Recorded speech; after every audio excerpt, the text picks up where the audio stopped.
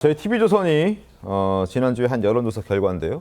차기 대통령 적합도 이재명 더불어민주당 후보가 44% 압도적으로 많은 득표를 하고 있는데 일단 여기는 단독으로 선출이 됐고 나머지 이제 국민의힘은 아직 혼란스럽습니다. 한덕수, 김문수, 홍준표, 한동훈 여전히 12%, 8%, 8%, 8%, 안철수 4, 이준석 2, 이렇게 되어 있죠.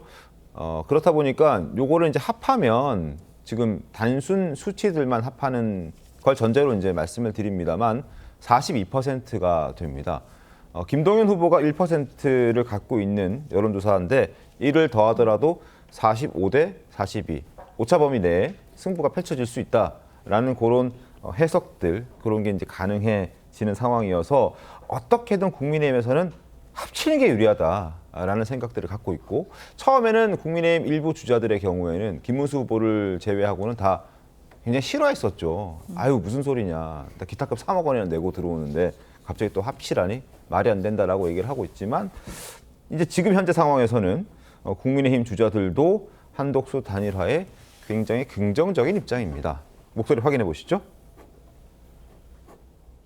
한덕수 대통령 권한대행께서 출마하신다면 흔들림 없이 단일화를 주장한 후보로서 제가 즉시 찾아뵙고 신속하고 공정한 단일화를 성사시킬 것입니다. 그래서 만약 결심을 하셔가지고 이번 대선에 출마를 하신다고 한다면 그러면 결국은 우리 당 최종 후보와 함께 경선을 통해서 정말 정확한 방법으로 그렇게 저는 뽑히기를 바랍니다. 지금 우리 당의 경선을 하고 있잖아요. 근데 무슨 단일화 얘기를 지금 하는지 모르겠어요. 지금은 우리 보수의 중심은 국민의힘이고 국민의힘의 경선에 집중할 때다 이렇게 말씀드리고 싶어요. 한덕수 대행이 나오면 내가 후보가 되더라도 다시 단일화 협상을 해서 그건 원샷 경선을 하면 됩니다. 자, 지금 보신 그대로입니다. 한덕수 후보, 한덕수 대행과 단일화 하겠다. 이걸 이제 전략적으로 지금 얘기를 하고 있고 심지어 지금 저희 그래픽 만들었습니다만 한덕수 단일화 마케팅이란 얘기까지 들립니다. 어쨌든 4강에서 2강까지 가야 되는 그런 상황도 있고 그리고 앞서 말씀드린 대로 이제 이재명 후보와 경쟁하려면 흩어지면 안 되니까 그런 차원에서도 얘기를 하고 있는 것 같아요. 어떻게 보십니까? 그렇죠. 그러니까 사실 합치면 이기죠.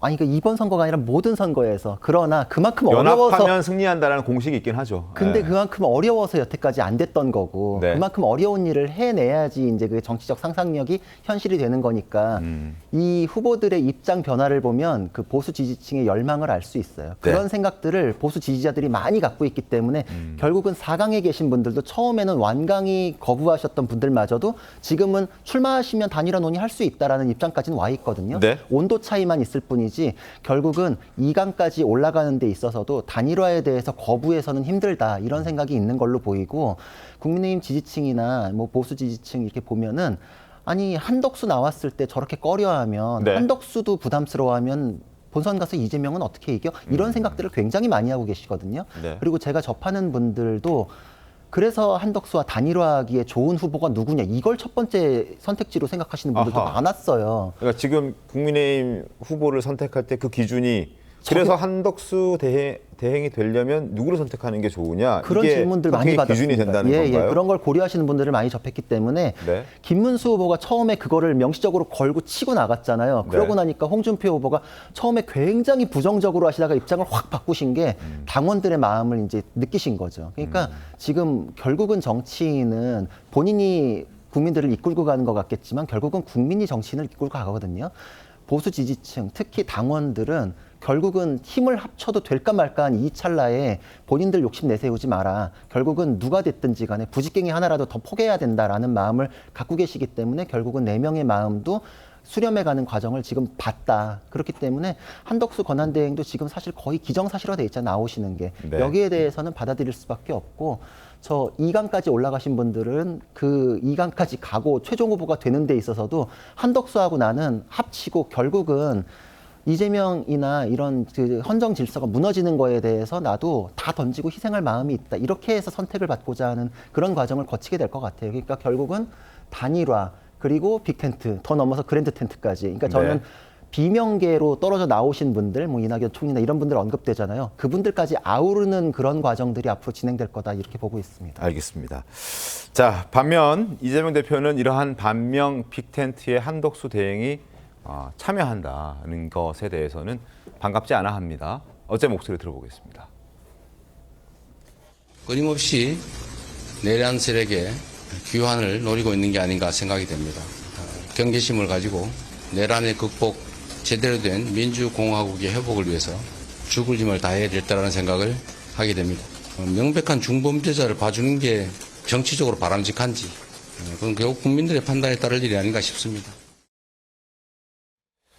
자, 한덕수 대행의 장점, 경제통상 전문가고 또 출신도 국민의힘에서는 좀 보기 드문 호남 출신이기도 하고 게다가 또 점잖은 이미지를 또 갖고 있기 때문에 한덕수 대행이 출마하면 이재명 대표와 좀 비교 될 것이다. 뭐 이런 분석들이 좀 있는데 이걸 좀 불편해하는 걸까요? 어떻게 보십니까? 글쎄요, 뭐 이재명 후보가 뭐 불편해한다 뭐 이런 것 같지는 않고요.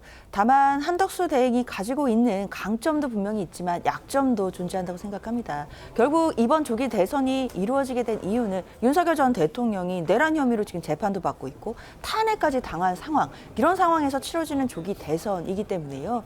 윤석열 전 대통령의 국무총리로 역임을 했던 한덕수 대행에게 과연 아무런 책임이 없는가, 이 부분을 저는 국민이 되물으실 거라고 생각합니다. 네. 뭐 법적 책임은 차치하고서라도 정치적인 책임 에서는 분명히 또 국민들이 생각하시는 부분들이 있기 때문에 네. 이런 부분들이 한 대행에게도 출마를 한다라고 하더라도 계속 네. 약점이 될 것으로 생각은 듭니다. 알겠습니다.